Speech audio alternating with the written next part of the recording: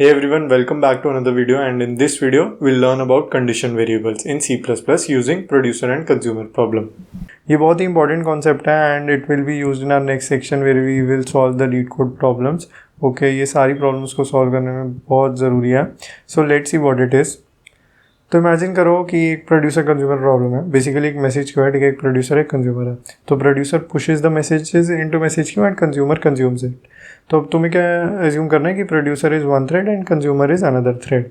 Now what consumer will do, वो देखता रहेगा कि मैसेज क्यू में कोई मैसेज है तो उसे एक्सट्रैक्ट करने की कोशिश करेगा. एट द सेम टाइम अगर प्रोड्यूसर के पास कोई मैसेज होगा तो वो मैसेज क्यू में से पुश कर देगा. ठीक है.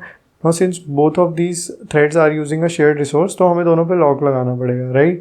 Now in consumer side there will be a while loop and we will also acquire the lock and try to extract the message if it is there. Now suppose if there is no message, ठीक है, this while loop will keep on running, ठीक है, and trying to find that if there is, and we'll try to find if there is a message in message queue or not. Now producer wants to push a message, ठीक है, लेकिन producer को वो lock acquire करना पड़ेगा to push a message, but वो lock तो already consumer ने एक्वायर किया हुआ है. So we come into this deadlock situation where producer can not push it because lock already consumer ने एक्वायर कर रखा है. So ideally consumer should have release the lock. तो ऐसी सिचुएशंस में ही कंडीशन वेरिएबल का यूज़ होता है.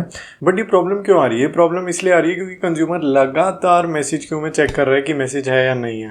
ठीक है, तो वो अपनी साइकिल्स वेस्ट कर रहा है. अगर हमारे पास ऐसा वे होता कि कंज्यूमर स्लीप पे चला जाए, okay, and it doesn't have to check the message queue again and again if it is empty, it will only check if message queue has a message. लेकिन ये कैसे पॉसिबल है?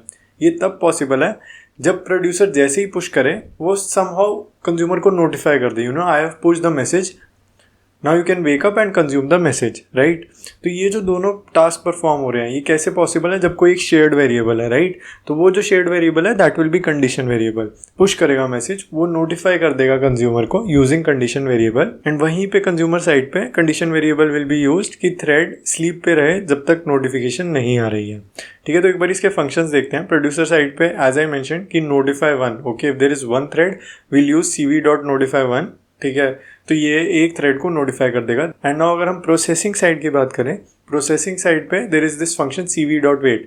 तो पहले प्रॉब्लम क्या आ रही थी कि वाइल लूप में वो लगातार चली जा रहा था, बट अब क्या होगा, cv.wait कॉल होते ही it will wait for this specific condition to meet. Okay, जैसे ही ये मीट होगी तभी थ्रेड वेकअप होगी. और ये कंडीशन कब मीट होगी? जब प्रोड्यूसर पुश करेगा और नोटिफाई करेगा यूजिंग नोटिफाई वन. ओके, जैसे ही मीट हो गई, ठीक है, लॉक एक्वायर कर लेंगे एंड कंज्यूम कर लेंगे. तो कंडीशन वेरिएबल में वेट जो फंक्शन है, it waits and put the threads to sleep. Okay, and जैसे ही नोटिफिकेशन आता है तभी ये थ्रेड को वेकअप करता है and it wakes up only if the condition is met. जो भी कंडीशन लिखेंगे अगर वो मीट हो जाती है तब ये थ्रेड को वेक करेगा, नहीं तो वेट करता रहेगा. अगेन हमने इस वीडियो में बहुत ज़्यादा कोडिंग नहीं करी, we only saw the concepts of condition variable because हम अपनी अपकमिंग वीडियोज़ में काफ़ी सारे लीड कोड के क्वेश्चन सॉल्व करेंगे which will clear the coding part of all these concepts. So do follow the playlist to know more about concurrency and multithreading in C++.